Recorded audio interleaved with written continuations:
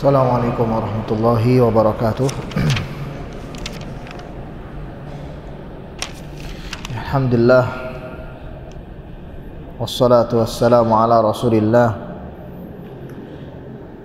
wa la ilaha illallah wahdahu la syarika lah, lahul mulku wa lahul hamdu wa huwa ala kulli syai'in qadir.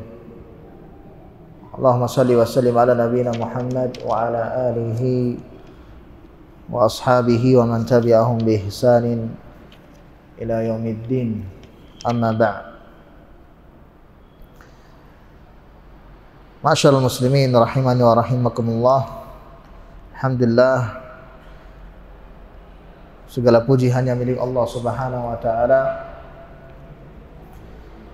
Salawat serta salam senantiasa kita utarakan kepada Nabi kita Muhammad sallallahu alaihi wasallam, yang mana dengan petunjuk beliau kita senantiasa berada di jalan yang hak, berada di jalan yang sesuai dengan keridhaan Allah Subhanahu wa taala. Dan pada kesempatan kali ini kita akan melanjutkan materi kita di hadis ke-10. Di pertemuan yang lalu kita telah membaca hadis dan mengkaji hadis ini secara matannya, yang mana hadis ini ada seorang sahabat dari Nu'aim Al-Mujmir dari Abi Hurairah, sahabat Abu Hurairah dari Nabi sallallahu alaihi wasallam. Nu'aim Al-Mujmir meriwayatkan hadis dari Abu Hurairah, yang mana Abu Hurairah datangnya dari Nabi alaihi salatu wassalam. Nabi alaihi salatu wassalam bersabda, "Inna ummati yad'una yawmal qiyamati ghurran muhajjalina min atharil wudu'." Sesungguhnya umatku yud'aun, akan dipanggil nanti pada hari kiamat ghurran muhajjalin, yaitu dalam keadaan putih, min atharil wudu', karena athar, bekas-bekas wudu, dia berwudu. Faman istata'a minkum, barang siapa di antara kalian yang mampu an yutila ghurratahu falyaf'al, untuk memanjangkan cahaya putihnya, maka hendaklah dia melakukan memanjangkannya, yaitu memanjangkan wudunya. Wa fi lafdin akhar ra'aitu Abu Hurairah yatawadda, di lafaz yang lain Nu'aim Al-Mujmir melihat Abu Hurairah radhiyallahu anhu yatawadda. Abu Hurairah sahabat yang mulia sedang berwudu. Fa ghassala wajhahu wa yadayhi, beliau pun membasuh wajahnya, wa yadayhi, dan membasuh kedua tangannya, hatta kada yablughu al-mankibain, hingga hampir mencapai kedua bahunya Abu Hurairah. Ini menjelaskan tentang hadis yang pertama tadi. Barang siapa yang mampu untuk memanjangkan cahayanya, karena cahaya ini ada dikarenakan bekas wudu seorang muslim, sehingga kalau ingin panjang maka diperpanjang tempat wudunya yang menjadi wajib untuk dibasuh. Yaitu di sini Abu Hurairah hampir memanjangkan sampai ke bahunya. Thumma ghassala rijlaihi, kemudian Abu Hurairah membasuh kedua kakinya, hatta rafa'a ila saqaini, sampai kedua betisnya.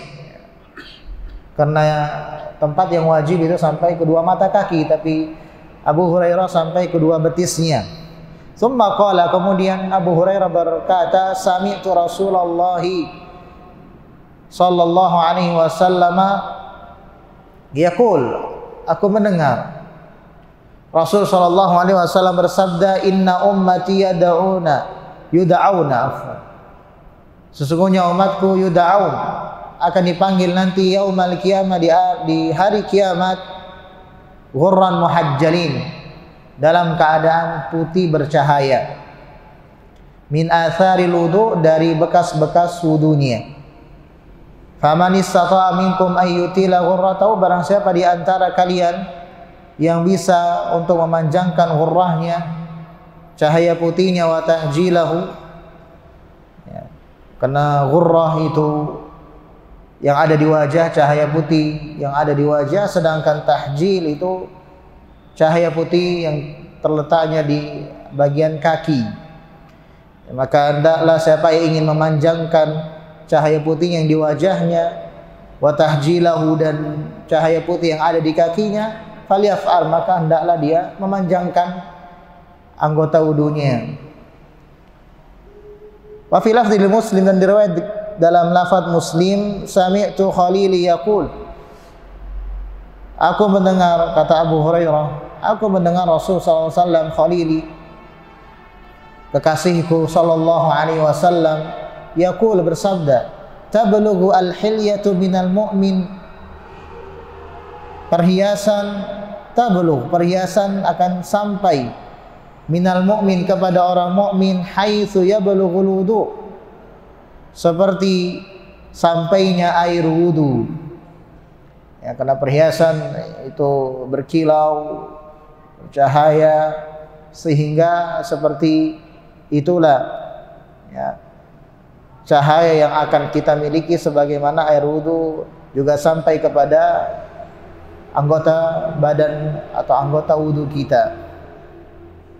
Intinya adalah di hadis ini bahwasanya ada keutamaan tentang wudu, karena tanda dari umat Nabi Muhammad SAW adalah dengan berwudu. Maka dengan dia berwudu dan menjaga wudunya, bukan hanya sekedar tatkala salat wajib semata, tapi juga tatkala melakukan salat-salat sunnah. Ini menunjukkan dia terus banyak beramal, ya, sering berwudu, sering beramal, sering melakukan kebaikan, dan menjaga wudu tentu untuk menjaga senantiasa dalam keadaan suci, sehingga hal ini menjadi keutamaan yang sangat besar. Nanti tatkala kita dipanggil di hari kiamat kelak, maka kita memiliki simbol yang mana akan bercahaya wajahnya dan juga seluruh badannya sampai kakinya, karena dia sering menjaga wudunya, dan itu tanda dia sering menjaga wudu, sehingga bekas-bekas wudunya akan terlihat nanti di hari kiamat dengan cahaya-cahaya yang ada di wajah dan juga di tangan dan di kakinya. Dan pertemuan yang lalu kita sudah membahas tentang makna ghurrah dan tahjil, ya, karena di situ ada sebuah kalimat ghurrah, ya, yang mana kalau diartikan itu artinya cahaya, ya, tahjil juga cahaya yang bersinar. Cuman bedanya adalah ghurrah itu yang ada di wajah, jadi yang bercahaya itu wajahnya. Muhajjalin bercahaya juga maknanya, tapi yang menjadi cahaya itu yang ada di bagian bawahnya, bagian kakinya. Ya, intinya adalah dari wajah sampai kaki dia bercahaya, yang mana anggota-anggota wudu, tangan juga bercahaya, yang menunjukkan sesuatu yang dia berwudu, maka anggota-anggota wudu yang dia basuh itu akan bercahaya nanti di hari kiamat. Dan al-muallif rahimahullah ta'ala menjelaskan hadis ini, beliau berkata, yubashshir an-nabi alaihi salatu wassalam ummatahu bi anna Allah yakhussuhum bi alamatin. Di sini kata muallif, hadis ini menunjukkan bahwasanya Nabi alaihi salatu wassalam memberikan kabar gembira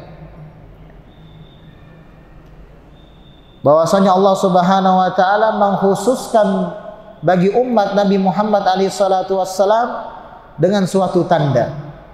Tanda ini hanya milik umatnya Nabi SAW. Yang mana tanda ini, kata muallif, alamatu fadlin wa syarafin yaumal qiyamah. Ini adalah sebuah tanda yang memiliki keutamaan.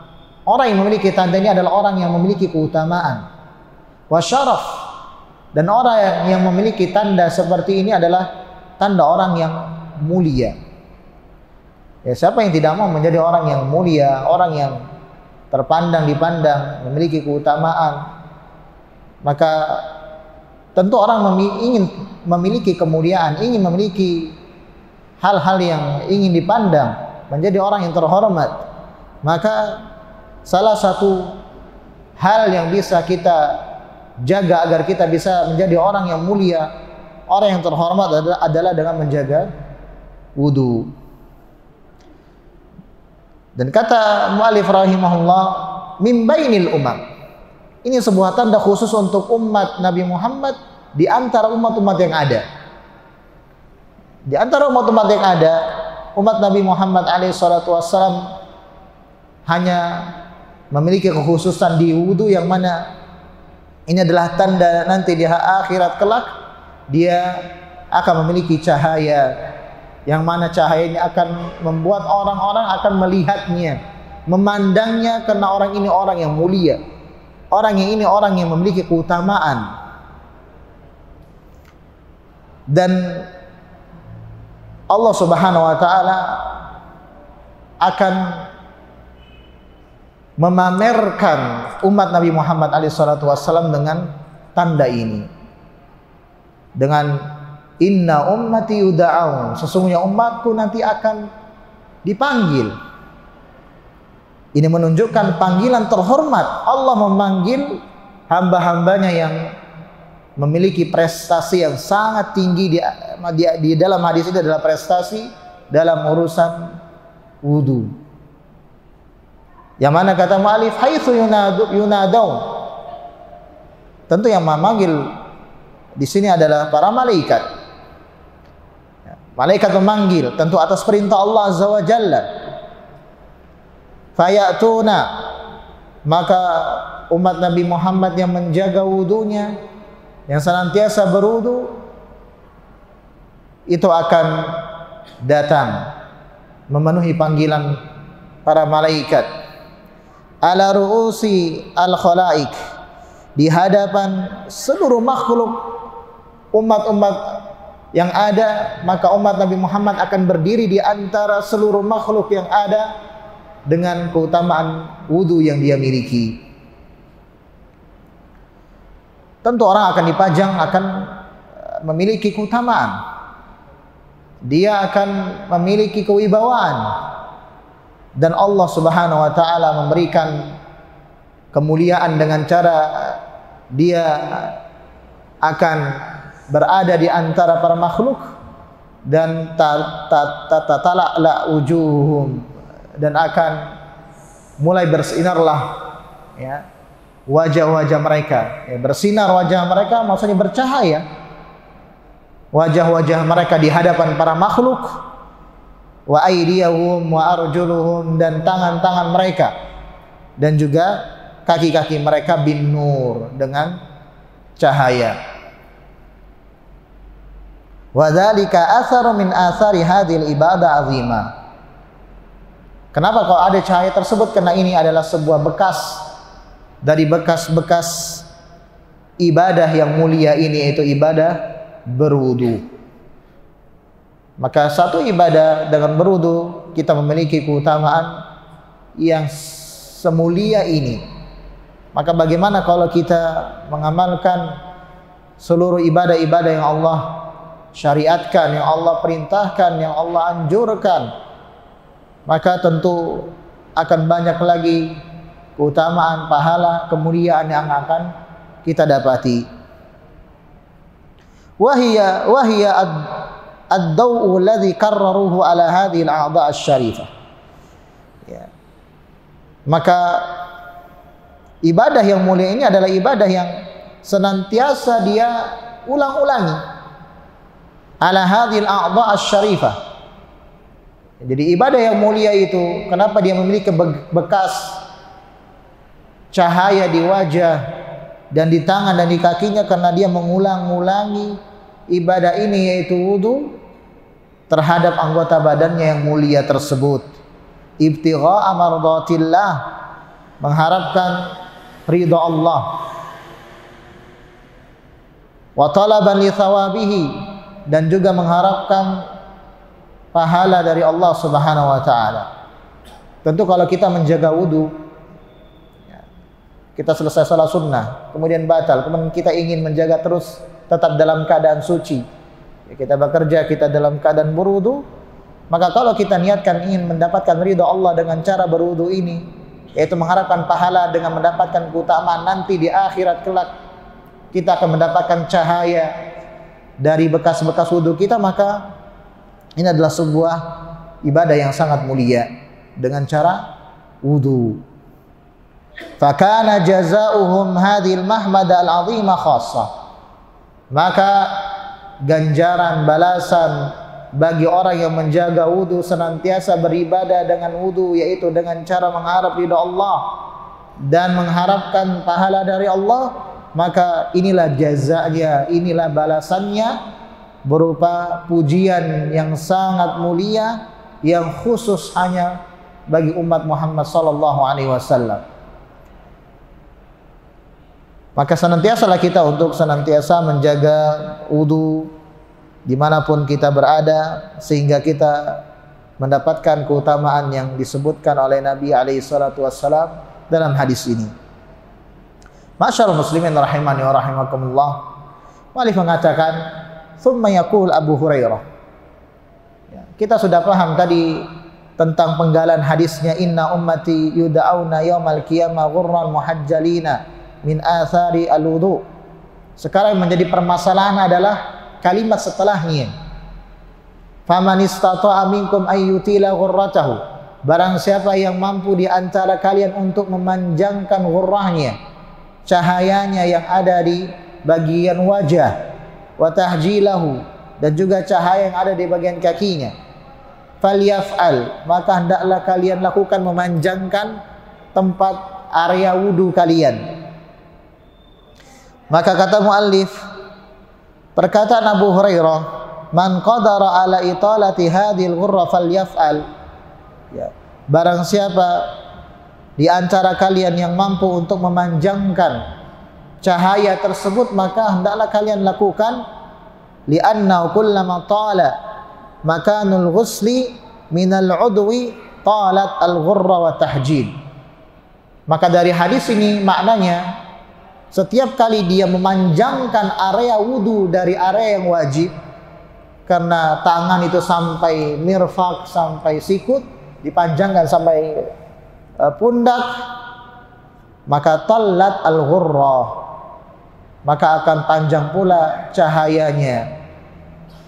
Li'anna hilyatan nur tablugh ma balagha ma'ul wudu, karena perhiasan yang berupa cahaya tersebut akan sampai kepadanya sebagaimana air wudu bisa sampai kepada dirinya, ya.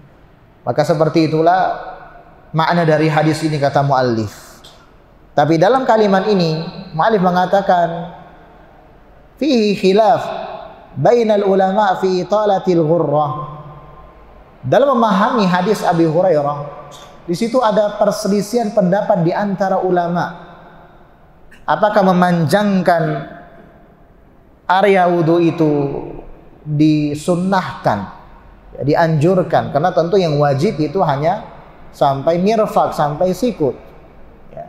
Dan kaki juga yang wajib cuma sampai ka'bain, yaitu dua mata kaki. Kalau di atas tersebut sampai ke betis, sebagaimana dilakukan oleh Abu Hurairah, apakah ini dianjurkan? Apakah ini sunnah? Di situ ada khilaf di antara para ulama, dan dikatakan fa dhahaba jumhur ila istihbabi dzalik. Di sini ada dua mazhab, ada dua pendapat. Pendapat yang mengatakan itu dianjurkan, dan kedua pendapat yang mengatakan ini tidak dianjurkan. Ini tidak dianjurkan dan ini tidak diperbolehkan untuk memanjangkan area yang wajib, ya, yaitu sampai kepada, kalau kaki sampai kepada betisnya, maka ini tidak dianjurkan, ya, cukup sampai di dua mata kakinya. Maka pendapat pertama itu jumhur ulama mengatakan istihbab, dianjurkan amalan bihadal hadis. Dalilnya apa? Dalilnya adalah perkataan Abu Hurairah ini, yang mana Abu Hurairah mengatakan faman istata'a minkum ayyutilla ghurratahu falyaf'al. Ya, al-ikhtilafi bainahum fi qadri haddil mustahab.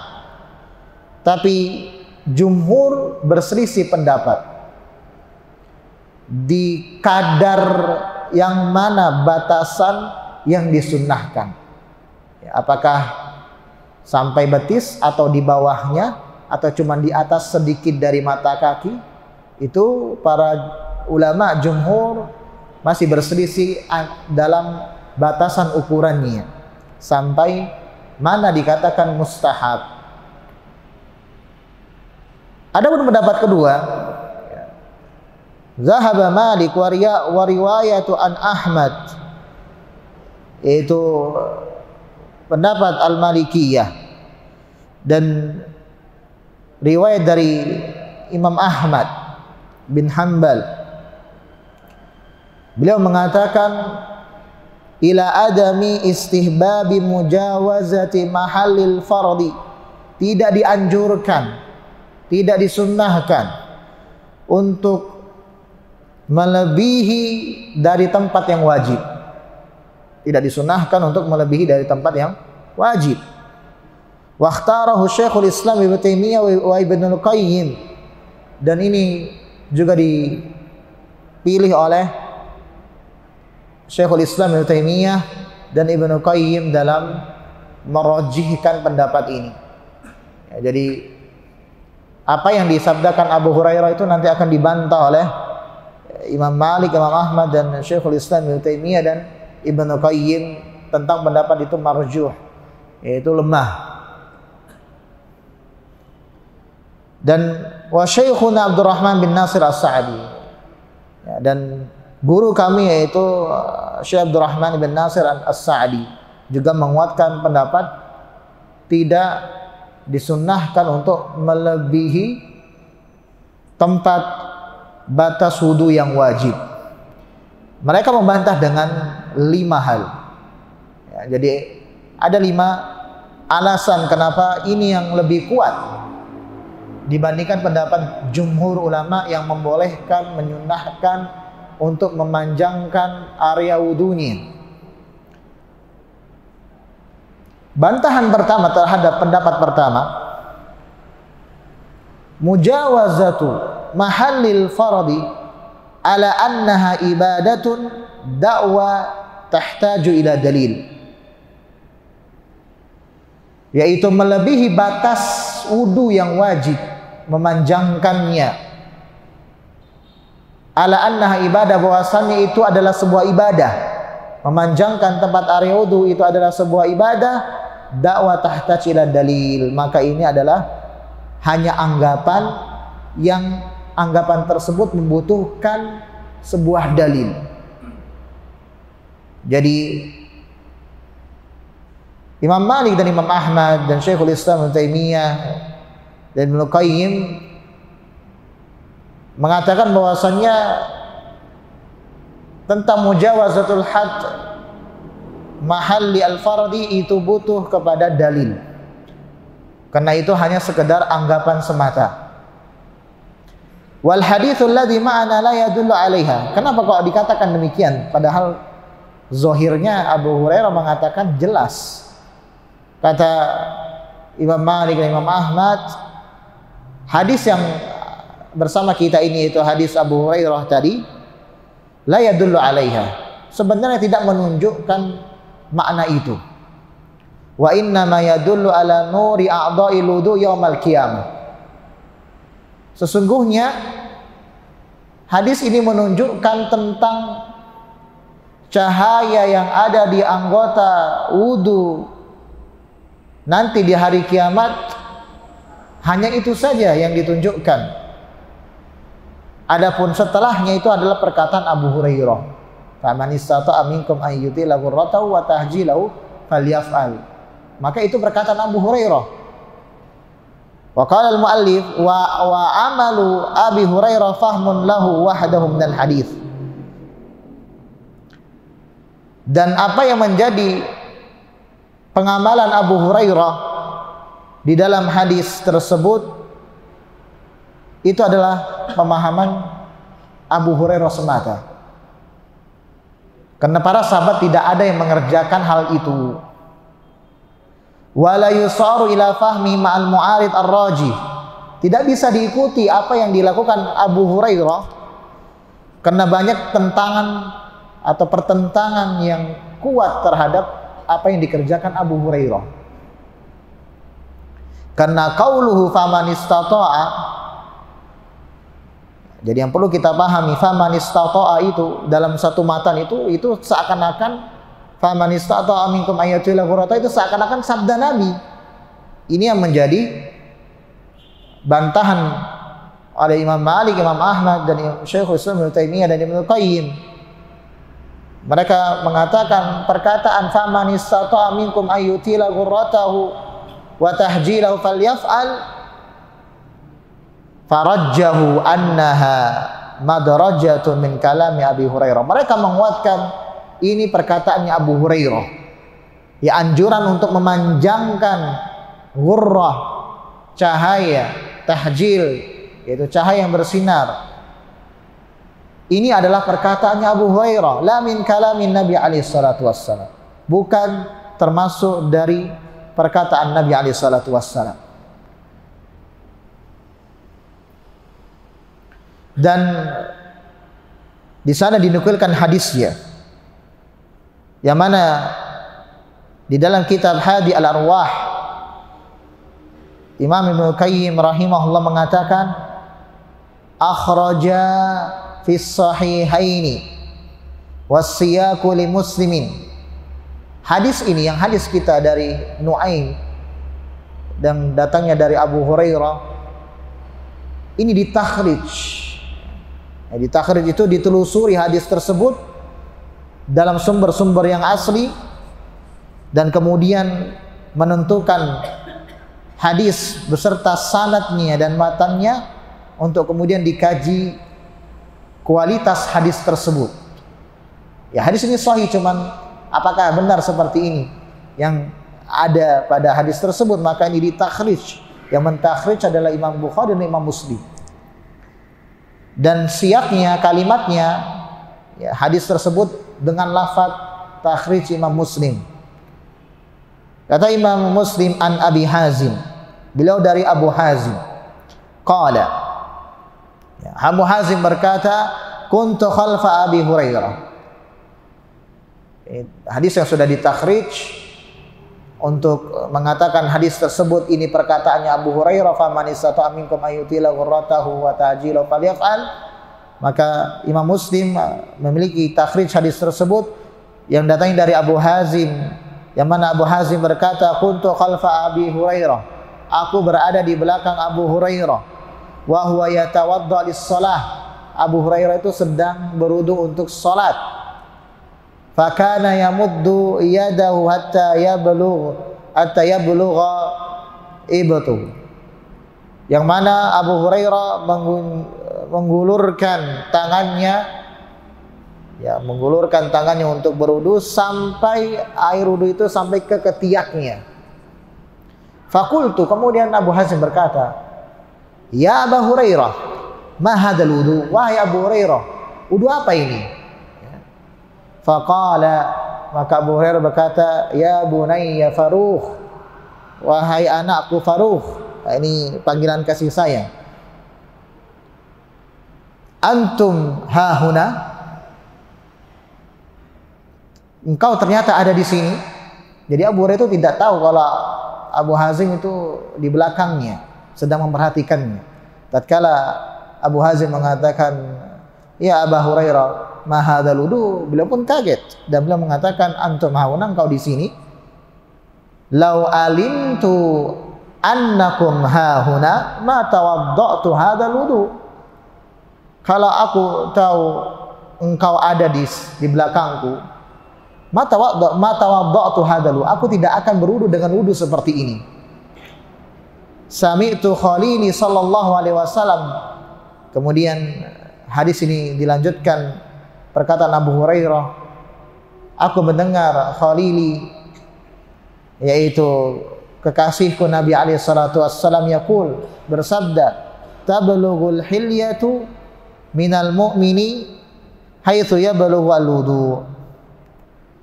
Perhiasan sampai kepada orang mukmin haitsu yablughu al-wudu, seperti sampainya air wudu kepada dirinya.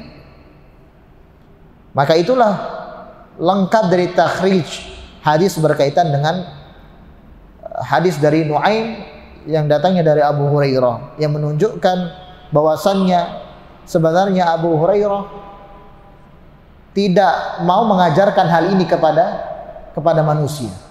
Ini hanya sekedar pemahaman beliau. Ini menunjukkan bahwasanya tidak ada dari kalangan sahabat pun yang mengamalkan apa yang diamalkan oleh Abu Hurairah. Dan kata muallif, wa qad ihtajja bi hadza man yara istihbab ghusl al-'adh wa italah. Dan ihtajja bi hadza man yara, orang-orang yang berpendapat bahwasannya dianjurkan untuk memanjangkan tempat wudunya dengan berhujjah dengan hadis yang bersama kita ini. Wa man istahabbahu ba'd al-Hanafiyyah wasy-Syafi'iyyah wal Hanabilah. Dan di antara yang menyunahkan untuk memanjangkan area wudunya itu adalah Imam Abu Hanifah dan Imam Syafi'i dan sebagian dari pengikut dari Imam Ahmad. Wa qad iktasara an-nabi ala ghusl wajh wal mirfaqaini wal ka'bain. Dan Nabi SAW tidak pernah di dalam sifat-sifat wudunya melebihi dari wajah. Jadi apabila beliau membasuh wajah tidak akan membasuh sampai rambutnya. Wal mirfaqain, dan juga tatkala Nabi SAW membasuh tangannya tidak akan melebihi sampai sikutnya. Wal ka'bain, dan Nabi SAW tatkala membasuh kedua kakinya tidak akan melebihi dari dua mata kaki. Tsumma qala, kemudian ada hadis, yang hadis ini hasan sahih, yang mana Nabi SAW bersabda, faman zada ala hadza faqad asa'a wa zalama. Barang siapa yang menambahkan tempat air wudunya dari yang wajib, yaitu dari kedua mata kaki sampai ke betis, maka qad asa'a, dia telah melakukan keburukan, wa zalama, dan dia telah melakukan kezaliman. Fa hadza yurad qauluhu, maka dengan ini menjadi bantahan bagi mereka yang membolehkan dan mengatakan ini sunnah untuk memanjangkan tempat area wudu. Dan kemudian yang kedua, bantahan kedua adalah lau sallamna bihada. Oke, kalau kita terima itu sunnah, laqtada an natajawaza al-wajh ila sya'ri ra'si. Kalau kita terima apa yang menjadi ini adalah sunnah, maka akan mengharuskan kita untuk melebihi tatkala mengusap wajah itu sampai ke rambut kepala. Ya, maka yang wajah cuma sampai sini saja. Maka kalau memang itu sunnah, maka akan kita lebihkan sampai kepala. Jadi kita akan membasuh wajah sekalian sampai rambutnya. Wa huwa la yusamma ghurrah. Tentu ini menyelisihi dari apa yang disabdakan oleh Rasul. Ghurrah, yaitu cahaya yang ada di wajah. Karena wajah hanya sampai sini, adapun ini adalah ras, kepala. Ya. Maka tentu ini menyelisih apa yang jadi sabda Nabi SAW, yang mana akan bercahaya wajah. Ya. Maka tidak akan disamakan, maka tidak akan dinamakan oleh Nabi ghurrah. Ya. Fayakun mutanaqidan. Tentu kalau demikian maka akan ada kontradiktif di antara kalimat ghurrah dengan memanjangkan anggota memanjangkan tempat area wudu yang wajib tadi sampai ke bagian rambut, ya, maka tentu maknanya tidak bisa diterima. Ya, maka ini adalah bantahan kedua, yaitu dengan lafaz penggunaan ghurrah. Karena ghurrah itu cahaya yang ada di wajah, maka tatkala itu sunnah untuk melebihi membasuh area wudu, maka akan dibasuh sampai rambut. Maka ini tentu kontradiktif dalam pemahamannya. Dan ketiga, lam yanqul an ahadi minas sahabah. Tidak ada satu sahabat pun yang menukilkan tentang tata cara seperti ini. Annahu fahima hadzal faham wa tajawaza biwuduhi mahalla al-fardi. Dan bahwasannya memahami dengan pemahaman seperti ini dan melebihi wudunya dari tempat yang wajib, bal naqala an Abi Hurairah, ini hanya penukilan dari Abu Hurairah saja, annahu kana yastatiru khasyya min istighrabin nas li fi'li. Dan bahkan Abu Hurairah ada nukilan yang menukilkan bahwasanya Abu Hurairah tatkala ingin melakukan hal itu, memanjangkan area wudunya, beliau itu yastatir, beliau itu akan memasang tabir, menutup dirinya agar tidak dilihat orang. Khasyya min istighrabin nas bi fi'lihi, khawatir orang-orang akan menganggap aneh apa yang dilakukan oleh Abu Hurairah. Ini menunjukkan sebagaimana hadis dari Abu Hazim yang ditakhrij oleh Imam Muslim, yang mana Abu Hurairah kaget tatkala Abu Hazim melihatnya berwudu dengan cara seperti itu. Maka ini menunjukkan bahwasanya para sahabat tidak melakukannya kecuali Abu Hurairah, dan bahkan Abu Hurairah pun berusaha untuk melakukannya, tidak ada orang yang melihatnya. Dan keempat adalah inna kulla wasifaini liwudu'in Nabi SAW lam yadhkuru illa annahu yaghsil al-wajha wa yadaini ilal mirfaqain. Ya.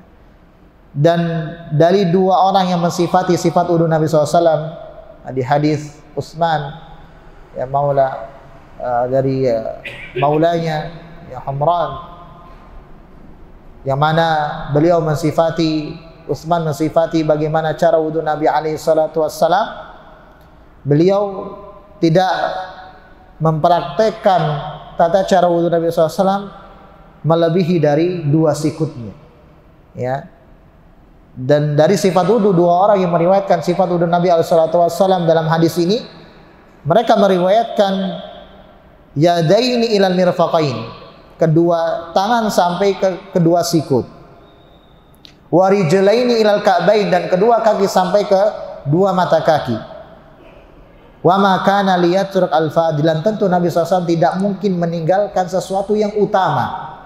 Kalau misalkan memanjangkan area wudu ini adalah hal yang utama, maka Nabi alaihi salatu wassalam tidak akan meninggalkannya.